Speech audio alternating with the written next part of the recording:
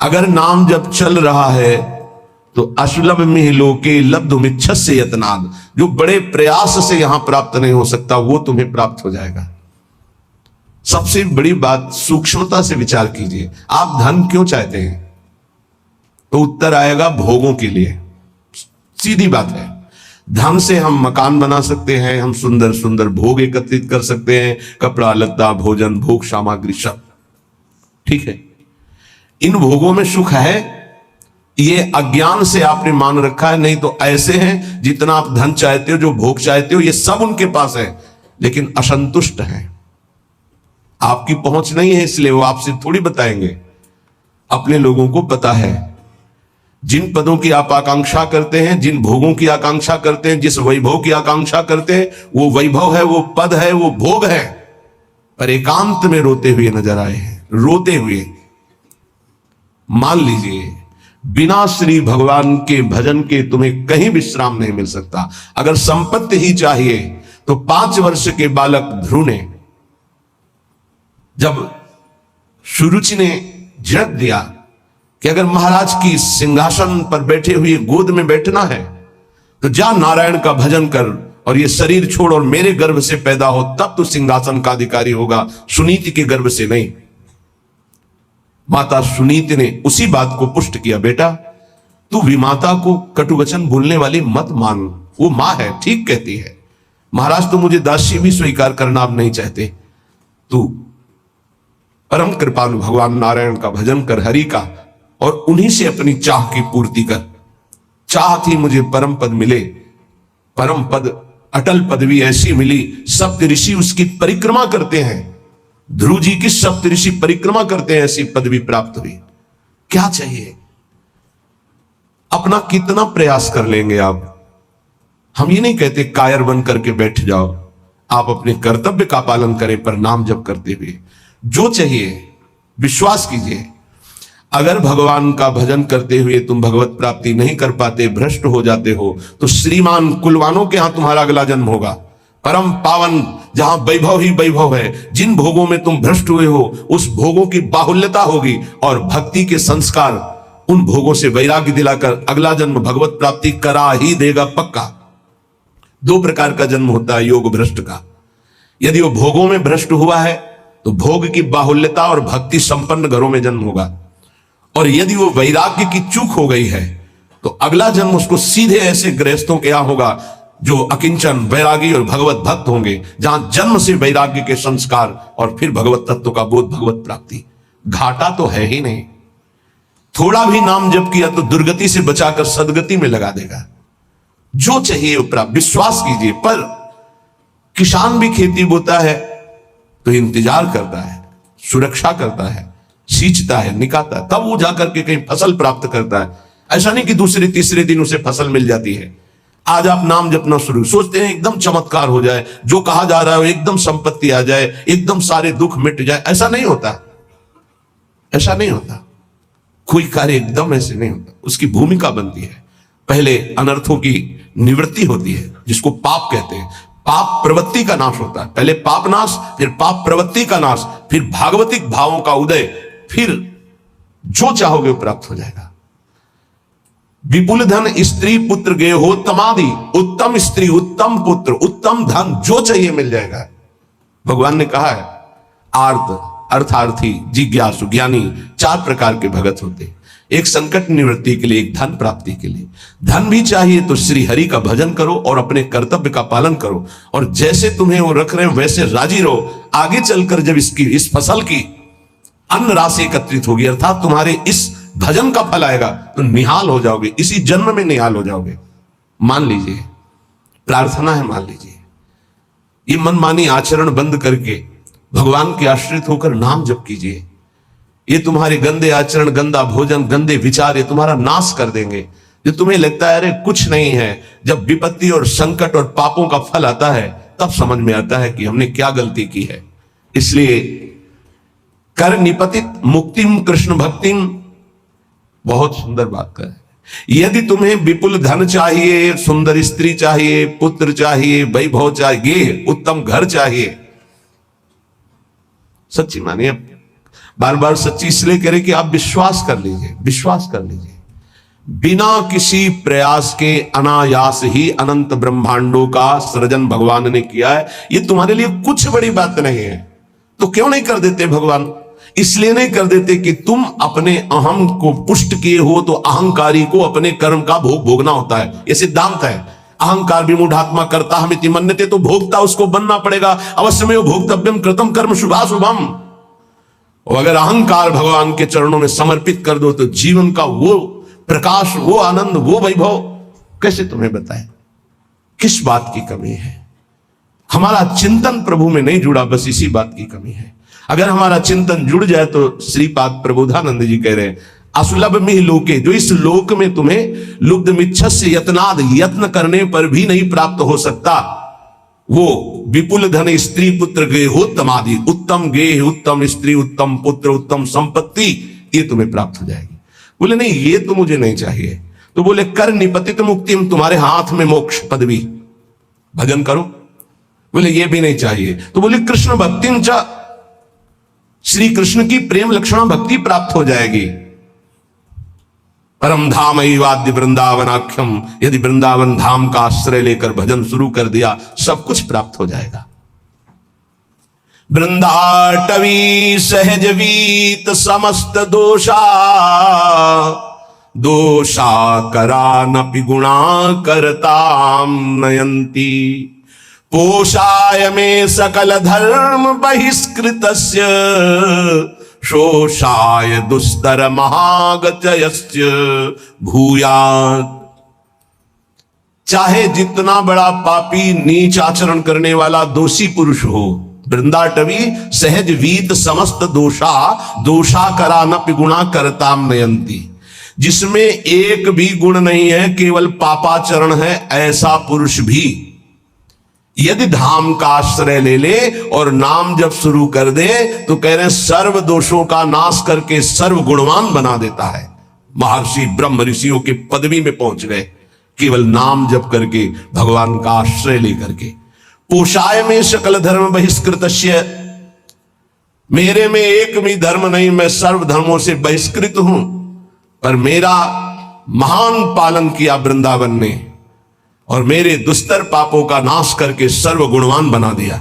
श्रीपाद प्रबोधानंद जी कहते, देखो सिद्धांत को समझ लोगे तो बहुत सुखी हो जाओगे। एक भृंगी नाम का कीड़ा दूसरी जाति के कीड़े को लाकर मिट्टी के घरौंदे में पैक करता है, फिर उसे ऐसे डंक मारता है, और भन डंक इसलिए मारता है, उसको आकर्षित करता है अपनी तरफ। वो भयवश उसका चिंतन करता है, चिंतन करते करते वो तदाकार हो जाता है और उस बिना शरीर छोड़े उसी शरीर से वो भृंगी जाति का कीड़ा बन जाता है। और जब हम प्रभु की शरण में होकर प्रभु का प्रेम से भजन करते हैं तो हम भगवत स्वरूप नहीं हो जाते। ब्रह्मविद ब्रह्मयु भवती, वो भृंगी कीड़ा बन गया बिना शरीर छोड़े, ऐसे इसी शरीर में आप भगवान के स्वरूप हो जाएंगे, क्योंकि भगवान के स्वरूप आप हैं। अपने को भूल करके शरीर भाव को प्राप्त होकर आपकी दुर्गति हो रही है। इसलिए वृंदाटवी बहुभवीय सुपुण्य पुंजान, नेत्रातिथिर्भवति यस्य महामहिम्नः। आहा, जिसके अनेकों जन्म के पुण्य प्रकाशित होते हुए वृंदावन में आ पाता है। श्री जी की कृपा, समस्त सुकृत फलीभूत हुए, आपको वृंदावन आने को मिला, वृंदावन में बैठकर सत्संग सुनने को मिला। वृंदाटवी बहुभवीय सुपुण्य पुंजान, नेत्रातिथिर्भवति यस्य महामहिम्नः, तस्येश्वरः सकल कर्म मृषा करोति, ब्रह्मादयस्तमति भक्ति युतास्तुवन्ति। ओहो, जो वृंदावन आया, सत्संग सुना और जीवन का निश्चय बदल दिया। अब मेरे जीवन का निश्चय है, मैं नाम जप नहीं छोड़ूंगा। तो बोले पूर्व संचित जितने कर्म थे वृंदावन सब भस्म कर देता है। तस्येश्वरा सकल कर्म मृषा करोति। क्यों? वृंदावन के ईश्वर बड़े दयालु हैं। वृंदावनाधीश्वरी और वृंदावनाधीश्वर श्री प्रिया प्रीतम, उनकी कृपा कटाक्ष से यहां आने वाले, यहां आश्रय लेने वाले, यहां भजन करने वाले समस्त पापों से, दोषों से रहित हो जाते हैं। और एक बात खास कह रहे हैं कि सकल कर्म मृषा कर होती, आगामी जो कोई गलतियां हो जाएंगी उनका उनको दंड नहीं मिलेगा। यह बड़ी बात है।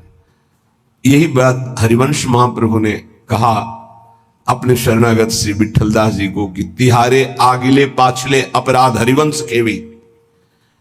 पाछले तुम्हारे जो है वो तो नष्ट ही हो जाएंगे, और आगिले अगर कोई हुए तो हरिवंश केवी, उनको हम देख लेंगे, तुम चिंता मत करो। कैसा भरोसा इन महापुरुषों के वचनों से प्रकाशित होता है। इनको छोड़कर अब कहां किसका आश्रय ले। और खास बात कह रहे हैं, ये तो सब हो ही जाता है, उसमें ऐसे प्रेम का प्रादुर्भाव होता है। ब्रह्मादयस्त मति भक्ति युतास्तुवंती, ब्रह्मादि बड़े बड़े ईश्वर कोटि के महाभागवत उसकी वंदना करते हैं, जो वृंदावन प्रेम रस को प्राप्त हो जाता है।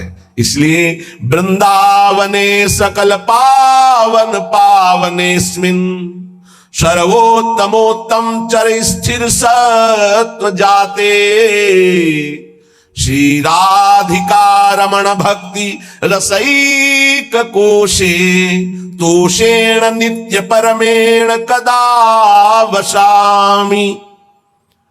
सकल पवित्रों को पवित्र करने वाला, जैसे भगवान शंकर, भगवान सनंदन सनातन आदि, श्री उद्धव जी आदि, ये बड़े बड़े महापुरुष जिस रज की याचना करते हैं, ये कौन है? ये जगत को पावन करने वाले। तो कह रहे हैं वृंदावने सकल पावन पावनेस्मिन, जो रज शिव शनकादिक याचक, बड़े बड़े पावन करने वालों को भी पावन करने की सामर्थ्य वृंदावन की रजरानी में है। यहां जो जड़ चैतन्य वास कर रहे हैं, श्री राधिका रमण जी, राधा रमण जी महाराज, उस पर बहुत प्रसन्न होते हैं। मेरे घर में रह रहा है, तो बोले जो यहां वास नहीं कर रहे वो, बोले आश्रित है। आश्रित की भी वही गति होती है जो वास करने वाले की होती है, लेकिन हृदय से संपूर्ण आश्रय वृंदावन का हो।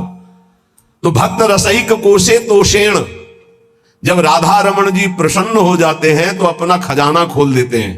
तोषेण तो क्या, भक्ति रसैक कोशे, भक्ति रस का खजाना खोल देते हैं। दिव्य लीलाएं अंदर चल रही है, दिव्य भाव अंदर चल रहे, उसी में परमानंद में डूबा हुआ है। नित्य परमेण कदा वसामि, क्या कभी मेरे जीवन में ऐसा अवसर आएगा कि मुझे ऐसे श्रीधाम वृंदावन में वास मिले और मैं निरंतर प्रिया प्रीतम के चिंतन में ऐसे डूबूं जैसे मछली जल के बिना जीवित नहीं रह सकती। ऐसे एक आधे क्षण के लिए भी यदि हमारा चिंतन छूटे तो प्राण व्याकुल हो जाए। यही भक्ति का, भजन का सही स्वरूप यह है कि जैसे मछली जल से अलग की जाए तो जहां तनिक जल बिछुड़े छोड़ी देत है प्राण। जहां जल से अलग हो तो तड़पते हुए प्राण त्याग, ये भजनानंदी का स्वभाव है, यह है आश्रित का स्वभाव, यह है वृंदावन वासी का स्वभाव। अगर ये स्वभाव नहीं है तो अभी वृंदावन वास तन मन के बन से, ये अभी सही वास नहीं हो रहा, अभी सही आश्रय नहीं है, अभी सही भजनानंदी नहीं है। ये पहचान है। बड़ी कृपा है, आप सच्ची मानिए, जिनको कोई उपाधि नहीं मिली है, उपाधि पदवी, जिनको कोई जानता नहीं, बड़ी कृपा है। वो जीवन जिसको कोई नहीं जानता है वो हरि प्रिया के संग व्यतीत होता है, प्रिया प्रीतम के संग। कहीं कोई चिंतन जाने की गुंजाइश ही नहीं, कोई जानता ही नहीं, कोई प्रणाम नहीं, कोई नमस्कार नहीं, कोई बात नहीं करता, कोई नहीं बात करता, कभी कोई राधे राधे नहीं कहता, और कहे भी तो उपेक्षा कर दी जाती थी कि कहीं परिचय ना हो जाए। जहां तनिक जल बिछुड़े छोड़ देता है प्राण, यह है भजनानंदी का स्वरूप। तद स्मरणेन परम व्याकुलती। देखो कहां हो, देखो प्रायः बहुत दिनों के बाद एक ऐसे महाभागवत के दर्शन हुए, सबकी चरण वंदना, लेकिन ऐसी स्थिति कि जहां तनिक जल बिछुड़े छोड़ देते हैं प्राण, एक महाभागवत के बहुत दिनों बाद दर्शन हुए जो महाराष्ट्र से पधारे थे। रोम रोम से निकल रहा था विठल विठल विठल विठल विठल। ऐसी महान स्थिति आज हमारे ऊपर प्रिया जो प्रसन्न हुई, ऐसे महाभागवत का साक्षात्कार करा दिया। पर जानते हो, एक साधारण पतली धोती, एक साधारण कुर्ता और ऐसे छुपे हुए वेश में कि कोई ये ही नहीं कह सकता कि संत है, लेकिन ऐसी ऊंची स्थिति नाम की, पूछो मत। ये कोई उपाधि नहीं, कोई परिचय नहीं और कोई सम्मान की प्रियता नहीं, ऐसे बैठे हुए थे, कोई आदर नहीं। जब दृष्टि में दृष्टि मिली तब लगा अरे कितनी उच्च कोटि की अवस्था इनकी अध्यात्म की है। नेत्र तरसते हैं भजनानंदी और ब्रह्मबोध संपन्न महापुरुष के दर्शन के लिए। सच्ची माने ये उपाधियां तो बहुत है, उपद्रव कराने वाली बहुत उपाधियां हैं। उपाधि रहित महापुरुष, खास बात है, उपाधि रहित महापुरुष, देहाध्यास रहित महापुरुष, भगवत चिंतन में डूबा हुआ महापुरुष, तत्वबोध महापुरुष, ये अंगुलियों में गिने जा सकते हैं, ये सैकड़ों की संख्याओं में नहीं होते। छोड़ी देत है प्राण जहां जल से बिल गावे। अगर मछली को जल से अलग करो तो प्राण त्याग देती है, ऐसे ही भजन के जरा से विस्मरण के आभास में उनको ऐसा लगता है कि मेरे प्राण निकल जाएंगे, भजन छूट गया क्या। अगर मछली को पानी से निकालकर शुद्ध गाय के दूध में, अब दही में या सुंदर घी में या सुंदर रबड़ी में डाल दो तो बचेगी क्या, प्राण त्याग देगी। केवल जल, ऐसे ऐसे भजनानंदी दे दूध में डारी रहे ना प्राण गवावे। अगर दूध में डाल दे तो रहे ना, वो अपने प्राण त्याग देगी, क्योंकि पानी से प्रेम करती मछली। तो जाको वही आहार ताही को काले दीजे, रहे न कोटि उपाय और सुख नाना कीजे। बोले जिसका जो आहार है वो उसी की प्राप्ति में जीवित रहेगा, अन्यथा प्राण त्याग देगा। ध्यान दीजिए, भजनानंदी का आहार है नाम जप। अगर नाम जप छूटा तो प्राण त्याग देगा, जीवित नहीं रह सकता। कसौटी में कसो कौन सी स्थिति है आपकी, कितना आप भजन से प्यार करते हैं। यह लीजे दृष्टांत सके सो ले बिचारी, जो नाम से ऐसो करे स्नेह ताहि की मैं बलिहारी। मैं बलिहारी हूं ऐसा जो नाम से प्रेम करता है। पलटू ऐसी प्रीति कर जल और मीन समान, जहां तनिक जल बिछुड़े छोड़ देत है प्राण। भजन का क्या स्वरूप है, तद स्मरणेन परम व्याकुलती थी। श्री पलटू स्वामी जी कहते हैं, बहुत बड़े भजनानंदी महापुरुष जिनके रोम रोम से सीताराम सीताराम निकलता था। कह रहे ऐसी प्रीति करो नाम से जैसे जल से मछली प्रीति करती, दूर होने पर प्राण त्याग देती है। और भगवान के दास होकर के भगवान के नाम की इज्जत रखिए आप। ये तिलक, ये कंठी, ये छाप धारण करके हरिदास कहा करके भगवान की अवहेलना मत कीजिए। इतने बड़े स्वामी के दासत्व का सौभाग्य मिला है। कुछ लोग शर्माते हैं तिलक लगाने में, कंठी बंद। अरे शर्माओ पराई माता बहनों की तरफ गंदी दृष्टि करने में, शर्माओ मदिरा पीने में, शर्माओ दूसरे का मांस खाने में, शर्माओ चोरी करने में, हिंसा करने में। भगवान के दासत्व के लिए तुम्हें शर्म लगती कि तिलक लगाएंगे लोग क्या कहेंगे, बुरा काम है। कंठी बांधेंगे लोग क्या कहेंगे, सत्संग सुनेंगे लोग क्या कहेंगे। सत्संग सुनते हैं। कल हमसे एक प्रश्न हुआ, इसलिए बात आई कि कुछ भाई लोगों को ये शर्म लगती है कि छुपा करके, नहीं तो लोग क्या कहेंगे। लोग यही तो कहेंगे ये बड़ा भगवान का भगत बनता है। हमारा संबंध कहां से जोड़ दिया, भगवान से जोड़ दिया। ये हमारी निंदा की बात है क्या।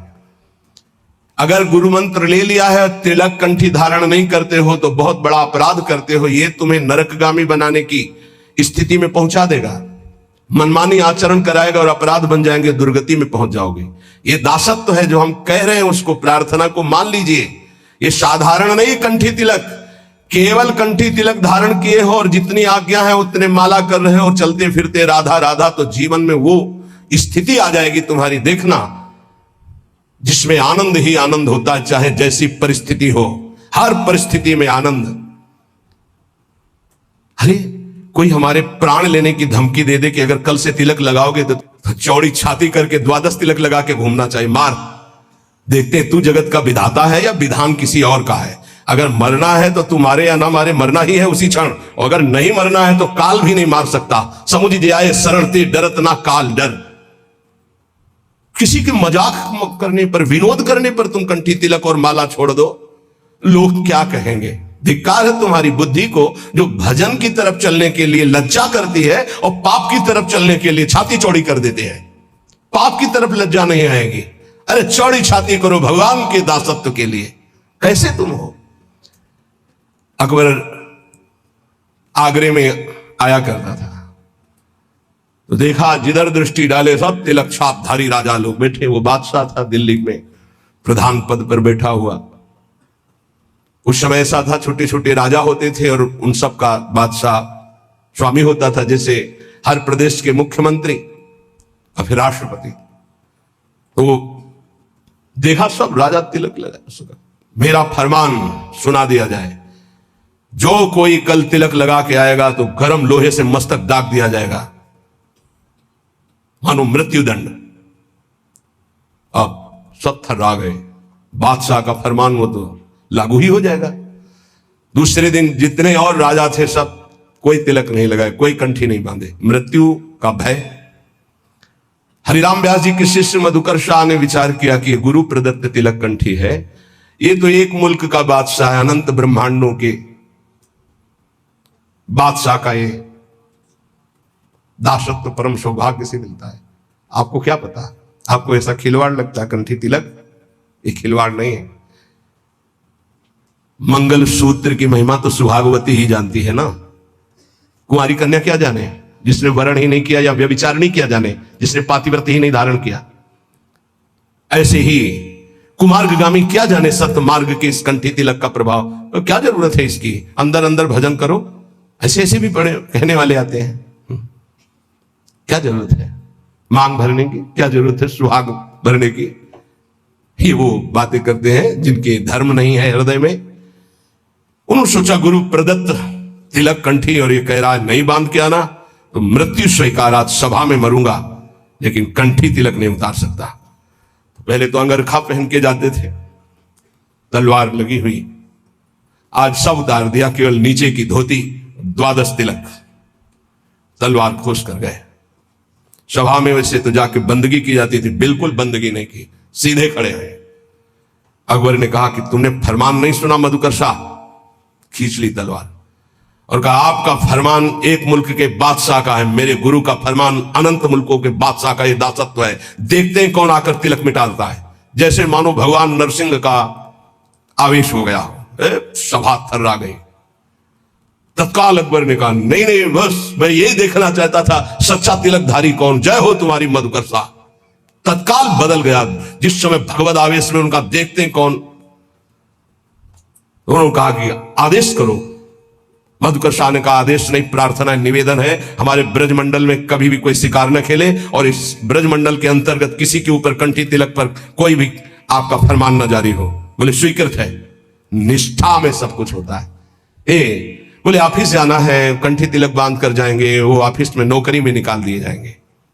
वाह, केवल अपने ही धर्म का त्याग करने पर तुम्हारा भरण पोषण होता रहे तो वही जीवन है क्या? ये तुम्हारी कायरता नहीं है अपने धर्म के प्रति? केवल शरीर पोषण के लिए अर्थ मिले, भोग वासना और धर्म का क्या महत्व रहा? हम अपने धर्म के लिए प्राणों को, अपने राष्ट्र के लिए प्राणों को समर्पित करें तो हमारी जय। ये सूकर कुकर भी उधर पोषण करते हैं, ऐसे अर्थ कमाकर उधर पोषण कर रहे हो और न धर्म न राष्ट्र, तो मतलब क्या रह गया? हरि को दास कहा के गुनाह करे ना कोई। ये ध्यान रखना चाहिए। भगवान के दासत्व की इज्जत रखो। कंठी और तिलक लगाए हो, तुम कहां खड़े हो, तुम क्या बोल रहे हो, तुम्हारा आचरण क्या है, ये बहुत सावधानी से समाज देखता है। आपकी बात, आपका खड़े होना, आपका बैठना, क्योंकि आप हरि के बहुत बड़े के दास हैं, पार्षद हैं। तो संत महापुरुष जन कह रहे हैं भगवान के दास होकर भगवान की इस दासत्व की इज्जत रखो, मर्यादा रखो। तुम कौन हो? बोले हरि का दास हो। कहां खड़े हो, क्या कर रहे हो, क्या बोल रहे हो, क्या खा रहे हो, कौन सा आचरण कर रहे हो? उस समय सोचो मैं हरि का दास हूं, क्या ये उचित है करना? हरि को दास कहाई के, गुनाह करे ना कोय, गुनाह करे ना कोय, जेही विधि राखे रहिए। दुख सुख कैसे पड़े केहू से तनिक न कहिए। बहुत महिमा की बात है। कोई भी ऐसी गलती न करो कि कोई हमारे भगवान को कोष दे। ध्यान रखना, तुम हरि के दास हो, बहुत बड़े स्वामी का ये चिन्ह है। कहीं स्वामी का कोई अपमान न करे, क्योंकि आप जैसे पीले धारण किए हो, कहीं भी गलती करोगे तो गाली सीधे तुम्हारे गुरु को पड़ेगी, चाहे आप चाहे जहां गलती करो। भले ही आप हमसे हृदय से नहीं जुड़े हो, लेकिन वेश धारण किए दासत्व का तो सीधे होगा। किनका? बोले उनका। अच्छा ऐसा, ये दासत्व श्री प्रियालाल का है। कह रहे गुनाह करे ना कोई, और जेही विधि राखे रहिए। जैसे तुम्हारे इष्ट रख रहे हो वैसे रहना सीखो। दुख सुख कैसे पड़े केहू से तनिक न कहिए। ये बात बांध लो हृदय की ग्रंथि में कि हमें चाहे जैसी परिस्थितियों हम किसी से सहयोग के लिए नहीं कहेंगे, तो हरि सहयोग के लिए आएंगे। इंतजार करना, आखिरी हद में रहना, बीच में टूटना नहीं। तो आखिरी में जो आएंगे वो हरि आएंगे, पक्का आएंगे, पक्का आएंगे। विश्वास कर लीजिए, बहुत बार देखा है, बहुत बार। आखिरी हद में रहना, बीच में टूटना नहीं, तो आखिरी जो आएंगे वो हरि आएंगे। देख लेना। दुख सुख कैसे पड़े केहू से तनिक न कहिए।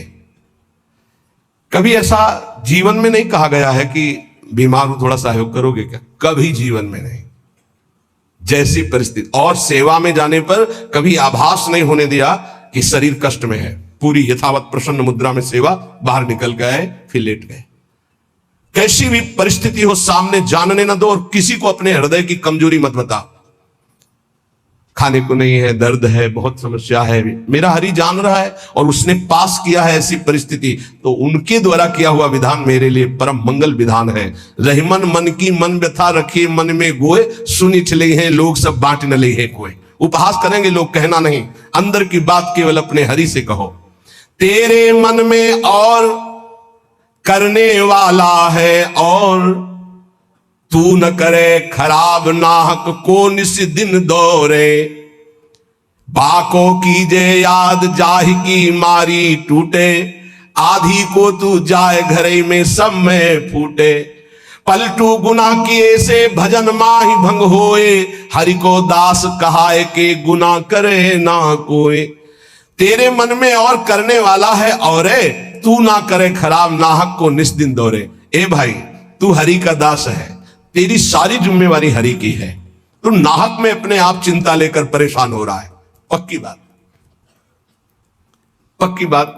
यह भी सैकड़ों बार अनुभव हुआ है कि हम व्यर्थ में चिंता करते हैं। जिस विषय की हम चिंता करते हैं वो बहुत अच्छी तरीके से पहले से व्यवस्थित कर दिया गया है। जब पर्दा हटा तब पता चला, अरे ऐसा। बहुत बहुत सुंदर व्यवस्था प्रभु की होती है। तू नाहक में, व्यर्थ में तू अपने चित्त को प्रभु के चिंतन से हटा करके परेशान हो रहा है। वाको की जय याद जाय की मारी टूटे। उस प्रभु का चिंतन कर जिसके प्रभाव से काल भी भयभीत होता है। तेरा कौन सा कार्य नहीं बन जाएगा। यदि तू आधी को संभालने के लिए चलेगा, भगवत चिंतन छोड़ देगा तो पूरा का पूरा नष्ट हो जाएगा, कुछ संभल नहीं पाएगा। और भगवत चिंतन पकड़े रहेगा तो सब संभल जाएगा। पलटूदास जी कह रहे कि हरि का होकर के कोई गुनाह मत कर देना, कोई गलती ऐसी मत कर देना जो दास कहाने में कलंक हो जाए। जैसे कहा है मुआर दासा करे तुच्छ नरन के आशा, तो कहो कहां रहा विश्वासा। मेरा विश्वास कहां रहा यदि साधारण संसारी पुरुषों का आश्रय रहा। पलटू ऐसे दास को भरम करे संसार, भरम करे संसार होई आसन से पक्का। भली बुरी को कहे रहे सही सबका धक्का। बोले ऐसे जो भगवान के दास होते हैं, संसार उनको भ्रमित नहीं कर सकता, फंसा नहीं सकता। कैसा? बोले जो आसन के पक्के होते हैं। नौजवान साधु में पैल फैला के बैठ रहे हो, 14 बार ऐसे ऐसे ऐसे। अरे भाई 2 घंटा कम से कम बैठने का अभ्यास। साधु का मतलब क्या है? अगर 2 घंटे ऐसे हाथ रख दिए तो ऐसे ही हाथ रखे, ऐसे ही बैठे। ब्रह्मचारी हो, हर नस नाड़ी में पावर है, भगवत चिंतन परायण हो, तो ऐसे शांत 6-6 घंटे से दासन पद्मासन, ऐसे 6-6 घंटे शांत बैठे एकदम, ब्रह्माकार वृत्ति, भगवदाकार वृत्ति, ये हमारा परम आनंद है। आसन में बैठना नहीं सीखा तो साधु का मतलब क्या रहा, और गृहस्थी का मतलब क्या रहा। अगर साधन कर रहे हो गृहस्थी में तो कम से कम 48 मिनट 24 घंटे में एक आसन में तो बैठना सीखो, एक आसन बिछाकर उसमें बैठना तो सीखो। कुछ मिनट तो आसन का पक्का होना चाहिए साधु, आसन का पक्का। 18 घंटे पद्मासन में पूज्य सिउड़िया बाबा जी, 18 घंटे। तो एक आश्रम बैठे के तो 18 घंटे बैठे, तो वो बहुत ही उच्च कोटि के वहां के भी जो महाराज जी थे, तो शिष्यों ने कहा अरे महाराज 18 घंटे, तो बोले क्या हुआ, क्या हुआ, जड़ शरीर से संबंध रहित है वो, 18 घंटे क्या, चाहे जितने बैठे रहे उसमें क्या फर्क पड़ता है। अभ्यास में बहुत बड़ी सामर्थ्य होती है, अहम की कोई गुंजाइश नहीं। यहां 18 मिनट बैठना मुश्किल हो जाएगा पद्मासन लगा के। हमें लगता है कि थोड़ा अभ्यास, पर बातें कि लक्ष्य में प्रीति नहीं है, लक्ष्य में प्रीति नहीं है, कहेंगे हम तो सेवा में मगन रहते हैं। 24 घंटे, 3 घंटे में विश्राम काफी, 24 घंटे में 3 घंटे।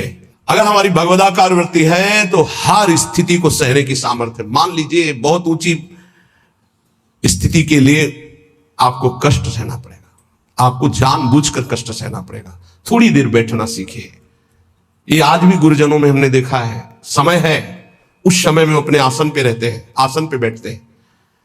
आप सबसे प्रार्थना है एक समय कुछ ऐसा निकालो अपने 24 घंटे में जिसमें आप आसन में बैठने का अभ्यास करें, सुखासन, पद्मासन, सिद्धासन, इसका बहुत लाभ मिलेगा। देख लीजिए, आसन पे भस्म करे संसार होई आसन से पक्का। संसार के चिंतन का नाश तभी होता है शांत बैठे, ये नहीं यहां खुजला रहे, यहां खुद एक बार रख दिया त्वगेंद्री, चाहे जैसी परिस्थिति हो, बार बार मन जाएगा यहां खुजला, नए मंत्र में लगा रहे, शांत नहीं, जांग दर्द के नहीं, मैं शरीर नहीं हूं, राधा राधा राधा। धीरे धीरे देखो शून्याकार वृत्ति आने लगेगी। भली बुरी को कहे रहे सही सबका धक्का, कोई गाली दे, कोई अपमान करे, इन बातों पर ध्यान नहीं दिया जाता। मत वाले हाथी की चाल चला जाता है, मस्त गजेंद्र की तरह भूखते रहो, कोई फर्क नहीं पड़ता। भली बुरी सबकी सुन ले बे, करी गुजरान गरीबी मां, मन लागो मेरो राम फकीरी मां। कहे तो कबीर सुनो भाई साधो, साहब मिलत सबूरी मां, मन लागो मेरो यार फकीरी मां। शांत भाव से सब सह गए। धीरज धै संतोष रहे, दृढ़ हुए ठहराई। धैर्यवान, पक्का स्वभाव, विचलित ना हो, जहां जमा के पैर रख दिया, जमा दिया, हटा नहीं सकते, गर्दन कटा सकते हैं। यह है सूरवीर योद्धा का मार्ग भजन का, अर्थात जितने माला, जितना पाठ, जितना नियम कभी छोड़ नहीं सकते। धीरज धैर्य संतोष रहे, दृढ़ हुए ठहराई। नियमावली को प्राणपन से निर्वाह करना, ये विनोद की बात नहीं, परमार्थ। ऐसे थोड़ी तत्वबोध, ऐसे परमात्मा प्राप्ति थोड़ी होती। जानबूझकर हर सुखों का त्याग करके अपने को कठोर बनाया जाता है, अपने को मजबूत बनाया जाता है। धीरज धैर्य संतोष रहे, दृढ़ हुए ठहराई। जो कछु आवे खाई, बचे सो दे लुटाई। संग्रह न करे, बड़ी श्री जी की कृपा है जो अपने लिए कभी संग्रह ना हो। अपना नाम, अपना मकान, अपना वैभव अगर गृहस्थी में भी है तो ठाकुर जी के भाव में रखे तो जीवन मुक्त होने के लिए बढ़िया अवसर है। ये घर ठाकुर जी का, नाथ सकल संपदा तुम्हारी, मैं सेवक समेत सुतनारी। और विरक्त में तो भगवान ही भगवान है, उसका कुछ है ही नहीं। कहीं भी अपना अस्तित्व तो ना रहे तो जीवन मुक्त होने में सहजता आ जाएगी। लगे न माया मोह जगत की, छोड़े आशा। बहुत ध्यान देने योग्य बात। बल तज निर्बल होए, सबुर से करे दिलासा। काम क्रोध को मार के मारे नींद आहार, पलटू ऐसे दास को भरम न करे संसार। ये महापुरुषों के वचन, यही चिंतन करने योग्य। कह रहे कि जो अपने लिए कोई उपाय नहीं करता, अपना कुछ नहीं रखता, सब प्रभु का, उसको कभी माया मोह परास्त नहीं कर सकता, जो किसी से कोई आशा नहीं रखता। अपना बल नहीं है, बल हरि का, गुरुदेव का। तो काम क्रोध को मार के मारे नींद आहार, इस पर जरूर चलना चाहिए। जब भगवत मार्ग में भगवत प्राप्ति की लगन की अगन लगी, तो सबसे पहले यही अंदर आया था कि हम कई दिन तक भूखे रहकर भजन कर सकते हैं? नहीं खाएंगे। भजन का तार न टूटे, और कितने दिन हम रह सकते हैं ऐसे, भजन का तार न टूटे। हर कष्ट में भजन, हर सुविधा में भजन, संसार के किसी भी क्षेत्र में भजन, भजन न छूटे, इसका अभ्यास हमें करना है। यह दृढ़ निश्चय कर लिया गया था बचपन में ही। बीच बाजार में, एकांत में, गंगा के किनारे, शहर में, कहीं भी रहो, भजन तुम्हारा नहीं छूटना चाहिए। भूख से, प्यास से या छके होकर के, सब सुविधाओं में या असुविधाओं में भजन नहीं छूटना चाहिए। काम क्रोध को मार के मारे नींद आहार, यह है दिग्विजयी योद्धा भगवत भक्त। काम क्रोध को मार के मारे नींद आहार, नींद पर विजय प्राप्त और आहार पर विजय प्राप्त। यह ऐसे होता है, 20-20, 10-10 मिनट नींद को मारा जाता है। ऐसा नहीं कि बचपन से ही नींद पर विजय प्राप्त हो जाती है, बहुत कष्ट सहा जाता है।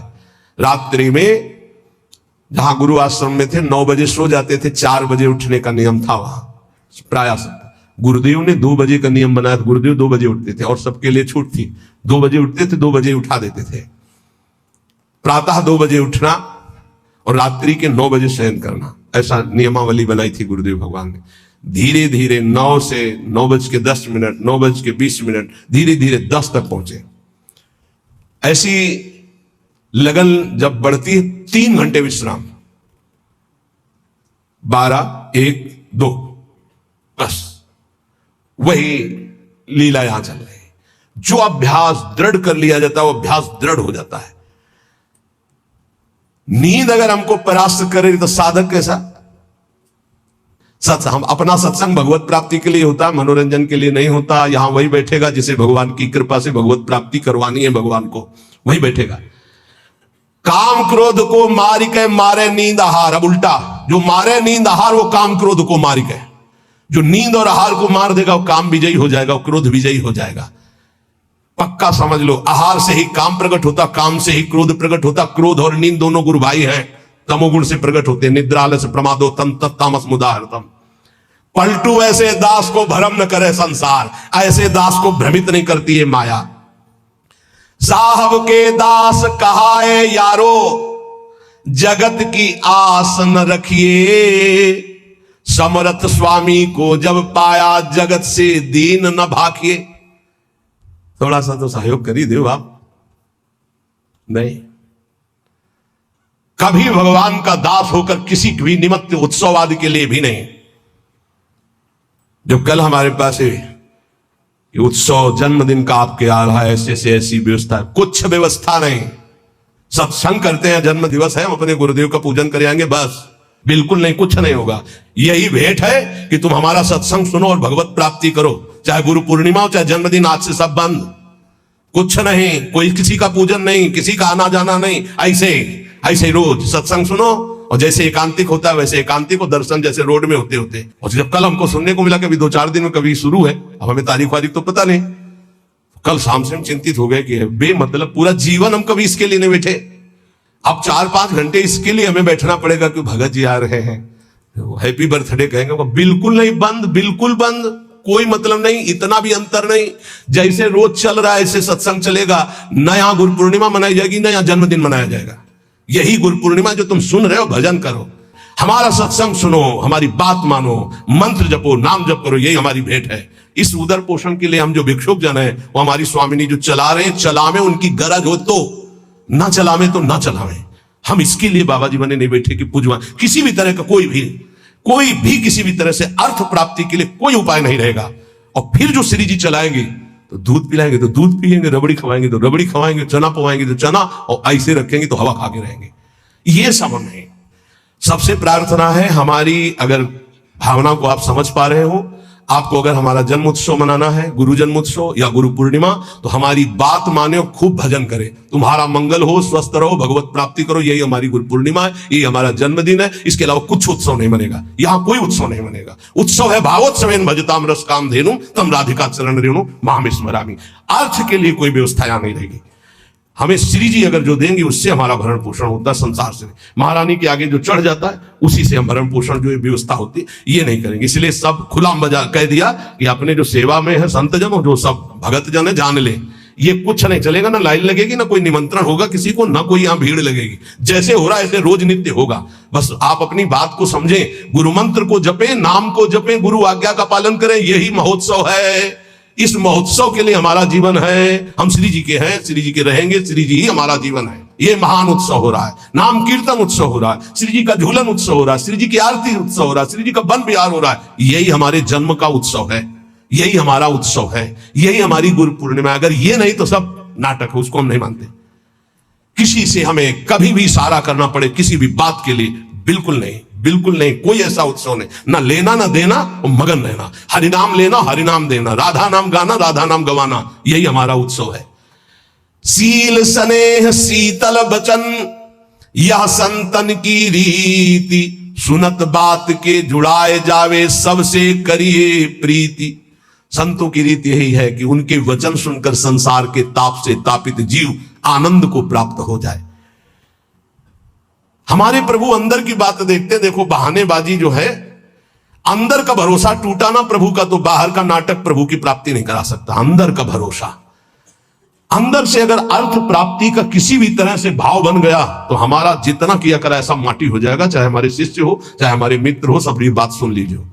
हमारी अंतिम अंदर की बात यही है, हम कामी हैं, क्रोधी हैं, माना हम भगवान के लायक उस कोटि के नहीं, लेकिन कम से कम जो हमारे भगवान का भरोसा है वो तो ना टूटे। प्रियाजू का भरोसा ना टूटे, चाहे विश्व में कोई भी हो। ये बात समझ लो, अगर भरोसा उनका बना रहा तो आप कुछ भी हो भगवत प्राप्ति हो जाएगी, और भरोसा प्रियाजू का टूट गया तो कुछ भी हो भगवत प्राप्ति नहीं होगी। बात भरोसे की है। यहां जो अभी कहा गया कि पलटू ऐसे दास को भ्रम न करे संसार, ऐसे दास को भ्रमित नहीं कर सकता। कैसे दास को? कि जैसे हमारे इष्ट रखे वैसे हम रहे, जो प्रभु हमें पवाए पारे, जैसे प्रभु रखे। गुरु का और शिष्य का संबंध आज्ञा पालन के लिए होता है। आज्ञा पालन ही गुरु पूजा है। अगर गुरु की आज्ञा पालन नहीं तो बाहरी भेंट और माला और रबड़ी रसगुल्ला ये गुरु पूजा नहीं है, ये व्यवहार है। ये हम बाबा जी तुम ढेर सारे कपड़े ले आओगे तो क्या करेंगे? क्या करेंगे इनको? तुम ढेर सारी वस्तुएं ले आओगे, हम क्या करेंगे? अरे उधर पोषण करना, राधा राधा गाना, हमें कुछ नहीं चाहिए। अच्छा, जिस दिन बिजली नहीं होगी, जिस दिन माइक नहीं लगेगा, तो जितना आवाज है उतनी आप तक पहुंच जाएगी, आप धैर्य से सुन लीजिएगा। अर्थ की चाह करने का मतलब है श्री जी से दूर हो जाना। हम खुली बात इसलिए कहते हैं कि घुमा घुमा कर यही माया अंदर आकर के बैठ जाती है। कोई व्यवस्था नहीं, किसी का सहयोग की जरूरत नहीं। ये जो भगवत चर्चा हो रही यही व्यवस्था है, इसी को अपने जीवन में उतारो। यहां जुड़ने का मतलब व्यवस्था हमारी तुम्हें संभालने की नहीं है, तुम्हारे संभले नहीं संभलेगी। हम फकीरों की व्यवस्था ईश्वर से संभलती है, तुम संसारियों से नहीं। हमारी आंतरिक व्यवस्था है। ये शरीर तो उनके सहारे जैसे चाहे रखे, पूरा जीवन हो गया। अब तो जा रही अंतिम, अब तो शाम होने वाली है। प्रभात से लेकर के दोपहर हो गई और शाम हो गई। एकमात्र साहब का भरोसा, एकमात्र इष्ट का भरोसा, और सत्संग और नाम जप और एकांतिक, ये केवल आपके मंगल के लिए। जिस दिन इसका स्वार्थ आ गया ये भी बंद हो जाएगा। जिस दिन मुझे सुनाई पड़ा कि ये भी बिकने लगा उसी दिन बंद हो जाएगा। वैसे अभी भगवान की कृपा से जितने पार्षद पक्के हैं, कहीं हमको ऐसा दोष नहीं दिखाई दिया। सब बेचैं वेद धर्म दुइले ही, अगर वो ये जीवन में आ गया तो जीवन बिक गया, किसी काम का नहीं रहा। साहब के भरोसे से हमारा जीवन चलता है। आप जितना नाम जप करेंगे, आप जितने धर्म से चलेंगे, आप जितना भगवान की आराधना करेंगे, वही हमारी भेंट है, वही हमारी सेवा है, वही हमारा सबसे बड़ा उत्साह और उत्सव है। यहां इसीलिए न कभी प्रसाद बांटने की आज्ञा करते, ना प्रसाद लेने की आज्ञा करते। इस प्रसाद में बुद्धि लगाओ जो तुम्हें इस जीवन से मुक्त कर देगा और भगवान की प्राप्ति करा देगा। नाम प्रसाद, नाम की असीम महिमा का गान करते हुए गोस्वामी तुलसीदास जी कहते हैं कि नाम प्रसाद शंभु अविनाशी, साजु अमंगल मंगल राशि, सुकुशन कादि सिद्ध मुनि जोगी, नाम प्रसाद ब्रह्म सुख भोगी। भगवान शंकर ज्ञान समुद्र होते हुए भी हर समय नाम जप करते रहते। कैसे पता लगा भगवान शिव नाम जप करते हैं? जिस समय सती जी ने भगवान के समझाने पर नहीं समझाओ, बार बार संशय किया, तो कहा जो तुम्हारे मन अति संदेहु तो कि न जाए परीक्षा ले हो, जाओ परीक्षा लो जाके। फिर विचार किया शिव जी ने कि हुई है सोई जो राम रचि राखा, को करी तर्क बढ़ावई शाखा, और अस कही जपन लगे हरि नामा। बार बार भगवान के नाम का जप स्वयं भगवान शंकर करते हैं। कह रहे हैं कि भगवान शंकर निरंतर नाम प्रसाद में डूबे हुए हैं। यद्यपि वो अविनाशी ईश्वर हैं, भेष बड़ा मंगल धारण करते, मुंडों की माला, चिता की भस्म, सर्प का यज्ञोपवीत आदि आदि, पर सबका मंगल करने वाले परम करुणा स्वरूप भगवान शिव निरंतर नाम जप करते रहते, और नाम के ही प्रसाद से काशी में जो मरता उसे मुक्ति प्रदान करते। श्री सुखदेव जी, सनक संदन, सनातन सनत कुमार, ये सिद्ध मुनि, योगी गण, ये सब नाम का जप करते हुए ब्रह्मानंद में मगन रहते हैं। नारद जानेऊ नाम प्रतापू, जग प्रिय हरि हरि हर प्रिय आपू। और नारद जी तो हर समय नारायण नारायण नारायण जपते रहते हैं। सारा संसार हरि को प्यार करता है, हरि को हर प्यार करते हैं, और नारद जी हरि और हर के दोनों के प्यारे हैं, क्योंकि हर समय नाम जप करते रहते हैं। नाम जपत प्रभु कीन प्रसादु, भगत शिरोमणि भे प्रहलादु। नारद जी कैसे नारद स्वरूप में आए? दासी पुत्र थे। एक ब्राह्मण के यहां इनकी मां दासता करती थी। वहां चतुर्मास में संत जन आए, तो उन ब्राह्मण ने चातुर्मास करवाया, तो उनकी सेवा में इस बालक को रखा जो दासी पुत्र थे। अब संतों की सेवा में उनकी लंगोटी धो देना, उनके जूठे पात्र धोना, तो भगवान की कृपा से इनको इतना ज्ञान था कि संतों की जूठन पाने से बहुत जल्दी भगवान का प्रेम प्राप्त होता है। तो सब पात्र संतों के जब मार्जन करते तो धो के एक पात्र में डाल के उसको पी जाते।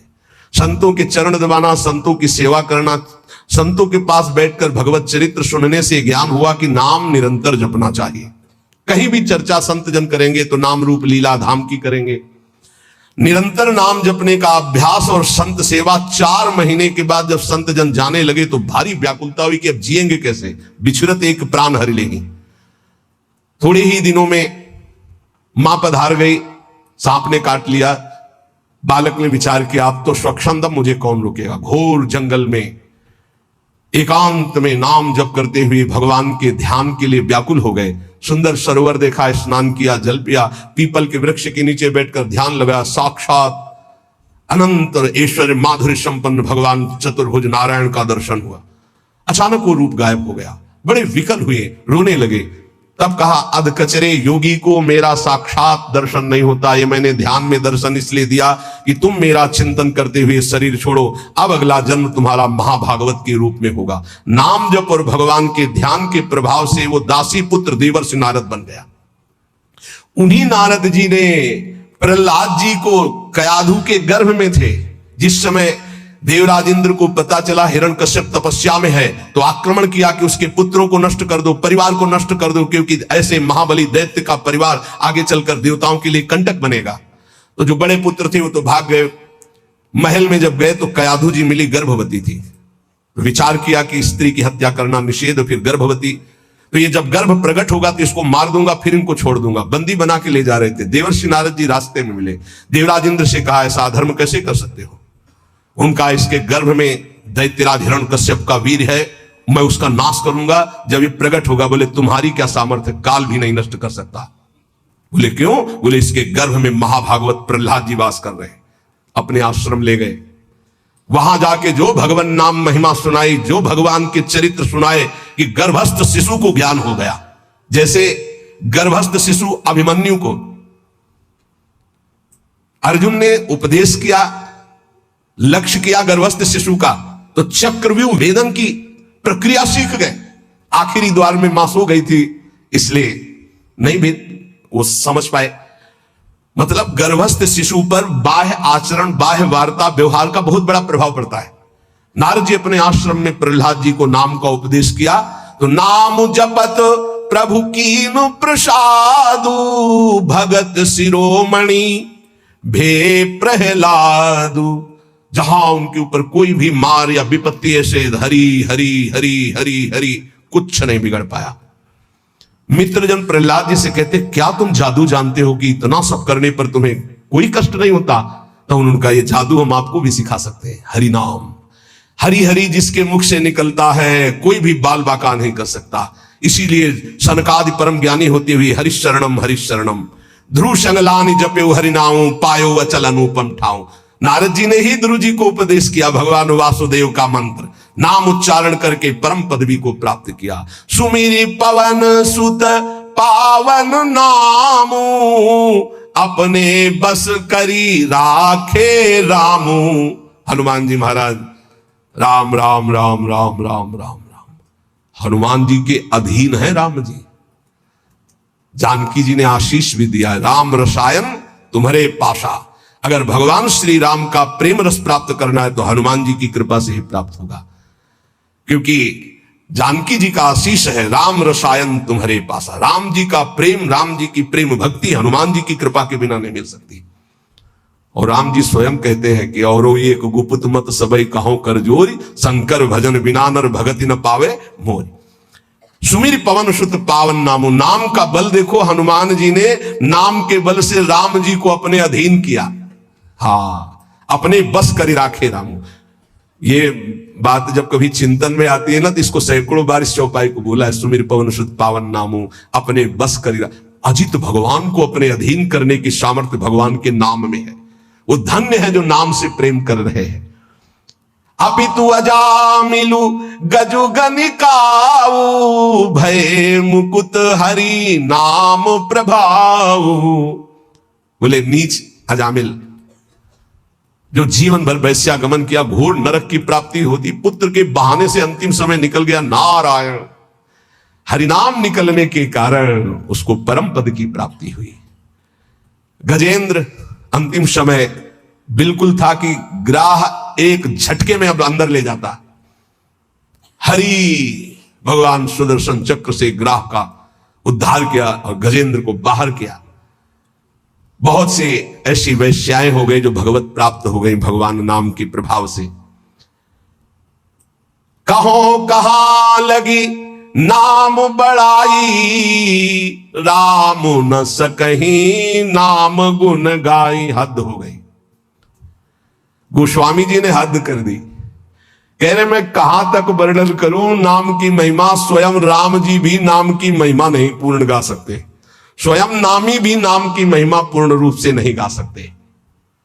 नाम राम को कलप तरु कलि कल्याण निवास, जो सुमिरत भयो भांगते तुलसी तुलसी दास।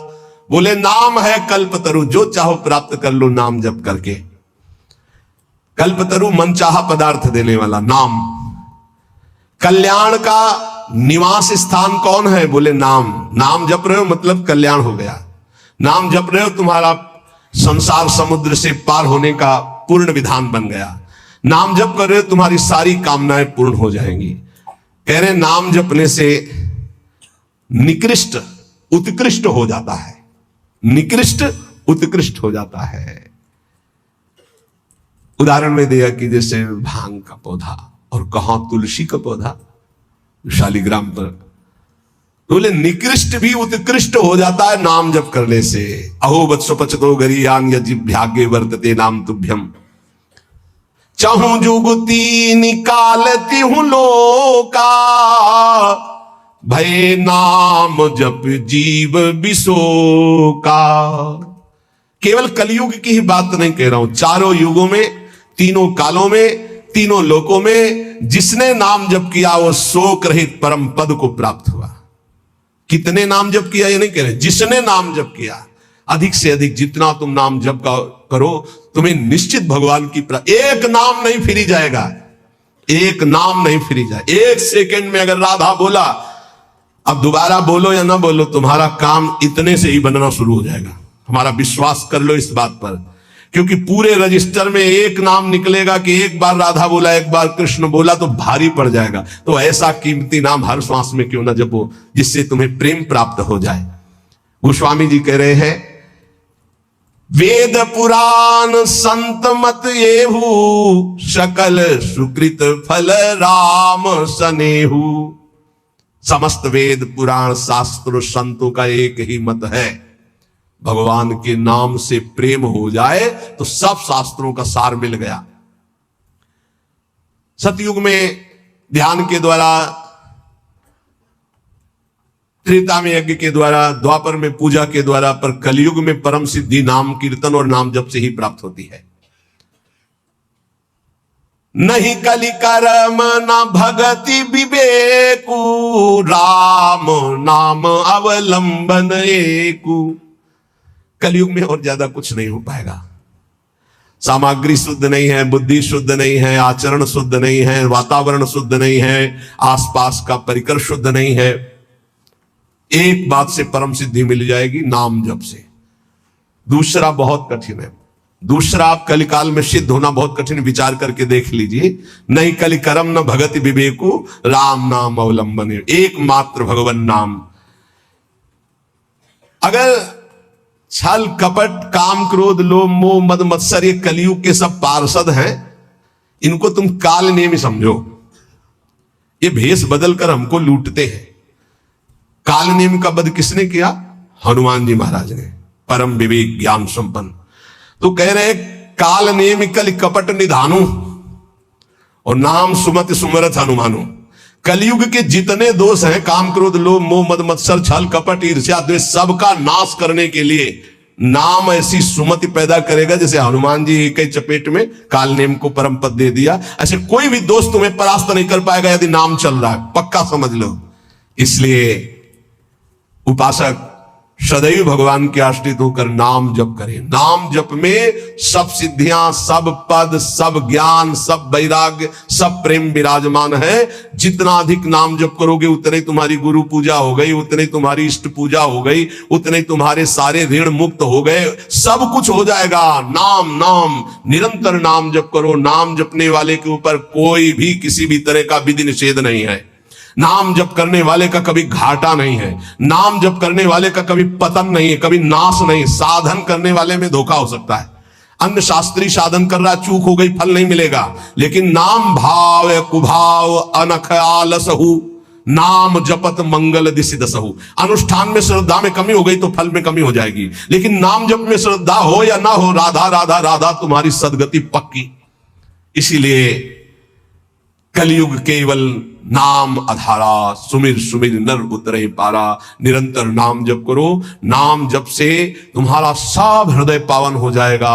अगर नाम जप नहीं है तो सब अधूरा है। आखिरी जीवन में निर्णय में ये शब्द देख लेना, नाम जप है तो पूरा ही पूरा, वही सूरा वही पूरा जिसने नाम जप किया। और नाम जप नहीं तो अधूरा ही अधूरा है। पूरे फाइनल में देख लेना आप, चाहे जितने बड़े साधक हो, निरंतर नाम जप नहीं है तो फाइनल में देख लेना 000 और 1 लगा दिया तो 10, 100, 1000, 10,000 बढ़ती संख्या चली जाएगी। 1 लगा के 0 तो उसका 0 का महत्व हो गया। और 0 1 हटा दिया तो कुछ नहीं, 0 ही 0। 1 है नाम, अंक है नाम, सब साधन है शून्य। नाम सहित साधन करो तो 10 गुना फल देता चला जाएगा। नाम हटा दो तो 0। इसीलिए बहुत सुलझा हुआ गोस्वामी जी का यह कहना है, कलयुग केवल नाम आधारा, सुमिर सुमिर नर उतरहि पारा। खूब नाम जप करो। हृदय से कहता हूं, मान लो सब साधन भगवान की कृपा से भगवान की प्राप्ति कराने में समर्थ हो, लेकिन अपने को केवल नाम जप पकड़ना है। पूज्य भाई जी से हनुमान प्रसाद पोद्दार जी महाराज, मेरी प्रथम और जीवन की अंतिम अनुभूति, एकमात्र तुम भगवान के नाम जपने का नियम लो, तुम्हें निश्चित भगवत प्राप्ति होगी। बड़े बड़े महापुरुषों, चाहे वो नानक साहब हो, कबीर साहब हो,